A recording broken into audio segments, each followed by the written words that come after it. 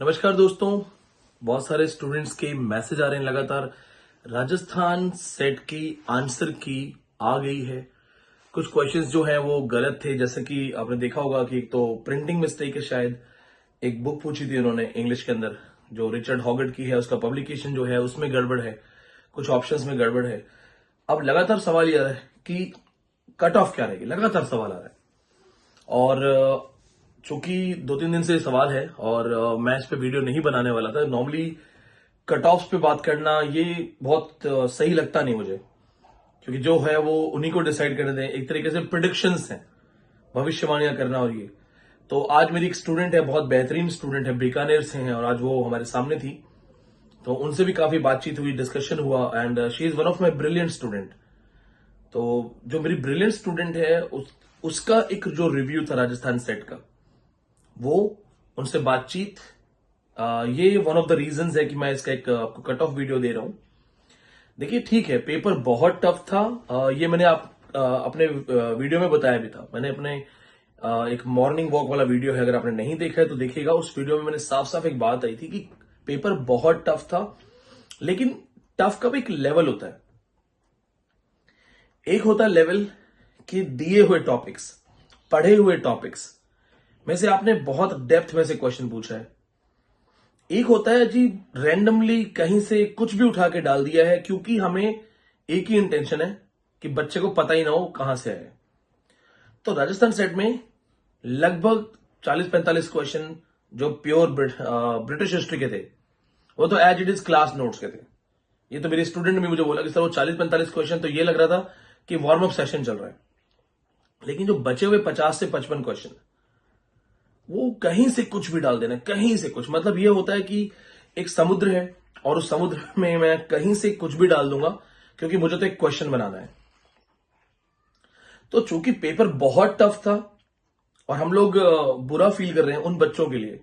ये मेरे स्टूडेंट ने, उसके अपने वर्ड्स भी थे कि सर हम तो फिर भी तैयार थे, हमने आपसे क्लासेस की हुई हैं, मुझे 100 में से कम 40-45 कंफर्म आते थे। उनका क्या, जो बहुत गांव के बैकग्राउंड से हैं, वो बच्चे जिन्हें वो 40-45 भी नहीं आते होंगे।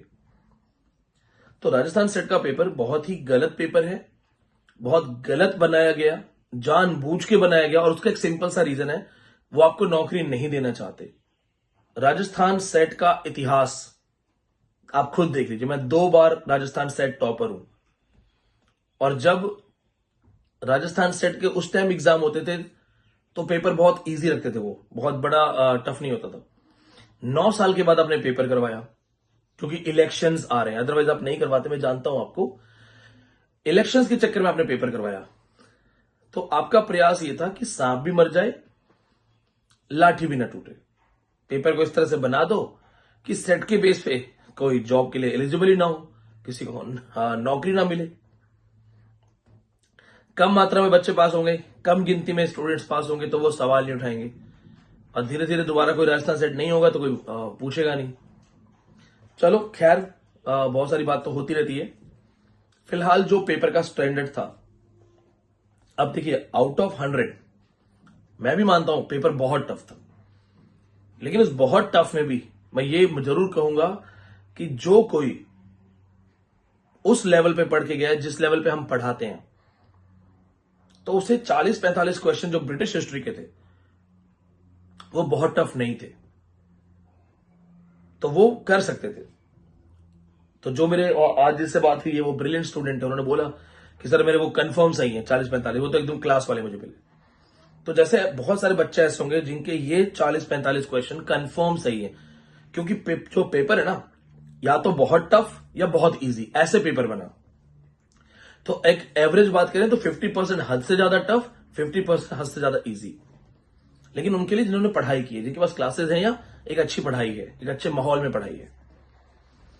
अब देखो क्या होता है। अब दिक्कत ये है कि मेरिट कैसे बनेगी। अब पेपर 1 भी मैंने सुना कि टफ है, तो पेपर 1, पेपर 2 एक average for general category cut off 54 to 55% के आसपास रहेगी, इससे ज्यादा नहीं जाएगी। तो वो बच्चे जो 57, 58, 56 के स्कोर पे हैं, आपके चांसेस हैं क्वालिफाई होने के, क्योंकि मेरिट तो नीचे ही रहेगी। सेम ओबीसी के साथ होगा।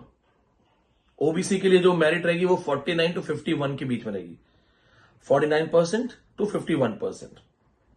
और एससी और एसटी के लिए 42 to 44%, नॉर्मली इतना ही गैप होता है। तो अगर आपके इन क्राइटेरियाज में आपके मार्क्स आ रहे हैं तो देयर आर चांसेस हैं कि आप क्वालिफाई कर लें। बाकी फिर भी अल्टीमेट तो देखिए वो जो बताएंगे वही होगा, वो किस हिसाब से लेते हैं पेपर को, वो किस हिसाब से करते हैं, उनका क्या कट ऑफ है, फिर ओवरऑल स्टूडेंट परसेंटेज क्या है। बहुत लोगों का पेपर अगर बहुत लोगों का पेपर वन बहुत अच्छा है और बहुत अच्छा पेपर वन हुआ है एक मेजोरिटी का, तो परसेंटेज इंक्रीज भी हो सकती है। तो अभी तक जो मेरे पास गिवन फैक्ट्स हैं, और पेपर 2 तो मैंने खुद देखा है, सॉल्व किया आपके लिए, तो मुझे लगता है यही होगा, इससे ज्यादा चेंज नहीं होना चाहिए।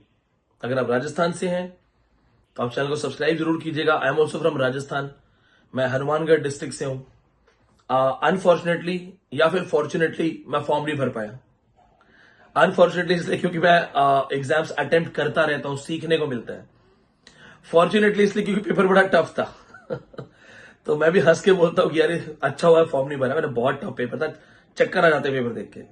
लेकिन ये कड़वा सच है, मैं नेट जेआरएफ पढ़ाता हूं, मैंने यूनिवर्सिटी ऑफ दिल्ली में 3 साल पढ़ा है। मैं डीयू जेएनयू प्रोफेसर्स के साथ बैठता हूं, मेरे बहुत सारे सीनियर प्रोफेसर्स को मैंने पेपर दिखाया।